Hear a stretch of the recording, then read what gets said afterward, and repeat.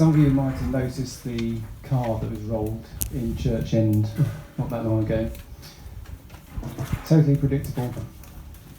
Russ and I have spent lots of time talking to the local highways improvement officer that's come along and visited. It's been going on for many years. It's just fortunate that someone hasn't been seriously injured or killed along there. It looks fairly innocuous when you walk down it, but actually it's the change in use along there and the increase in the amount of parked vehicles on the road has created a significant, fairly hidden blind sight line. And as it's being used as a rat run between Coles Lane and the church, in both directions, we're now having vehicles going down there at alarming speeds. In fact, the one that's rolled, the officer estimated it for doing more than 40 miles an hour. Why hasn't the progress on altering the traffic calming got any further than it has? Just seems to be such a slow progress, and just what we're doing, we're waiting for a serious incident. Can I just open that up? I did pick up on this accident on the very day that it happened, and I'm extremely angry about it because I've spent since 2014 begging on my hands and knees for the highways to do something. They did put some speed cushions in Rosemary Lane, but the residents said they were completely ineffective. And so we had a meeting at the church in April 2017 when all the residents voted to close the road. Now the highways said the road closure would be unsafe because there isn't a large enough turning point there, so we had to accept that. So the plan B was to put in the priority gate at that point, just beyond Neath Farm Court.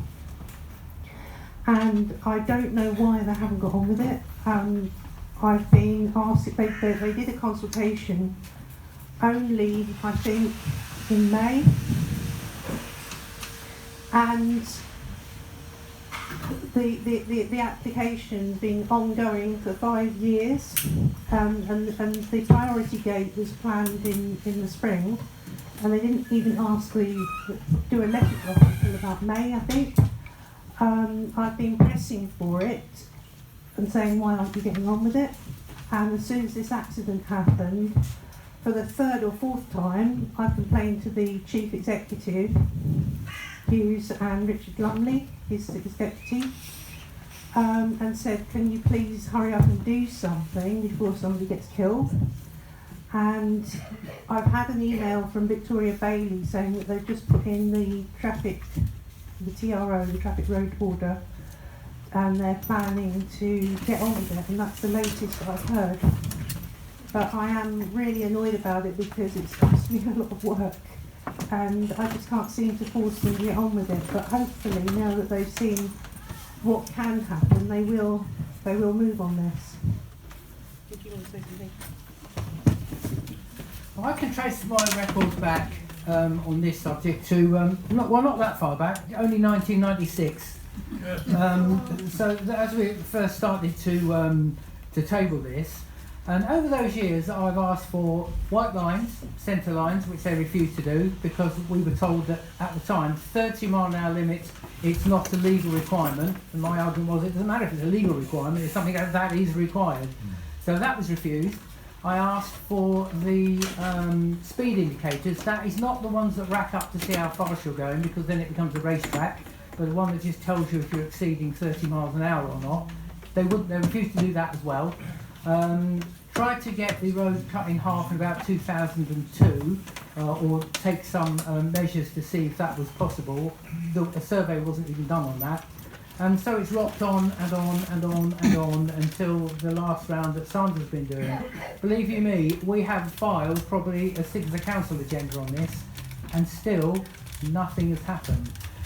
So to be honest, I'm really not sure where else we can go with this. I've even been tempted to say to the residents, I'll tell you what, let's have a really slow rolling roadblock, shall we? Keep moving, 2 miles an hour up the road, 2 miles an hour, and just see what happens. I am so fed up with it, I can't tell you, because it looks like we as councillors are not doing anything. Believe you me, we are. We're just not being responded to. And so I did say I was going to bring it here anyway, and thank you, Matthew, for turning up because you opened up that debate. That saved me doing it. And I'm utterly and completely frustrated by this. So I'm rather hoping that bringing it here, opening it out, and you never know, it might even make some a bit more press coverage because of the extended amount of time this is in, something might actually move. No, probably not. Whether that answers your question, I don't know, because we don't have an answer. What can we do next? That's exactly what I want to know too. What can we do next? But you shouldn't be asking us that, because that's what I thought. It's a rhetorical question, actually. Yeah, sure. But it's a miracle no one died in that accident 2 weeks ago. I've attended many children could have been on RTCs, the I know what road. that looks like. People pushing buggies, there's a lady who uses a wheelchair up there.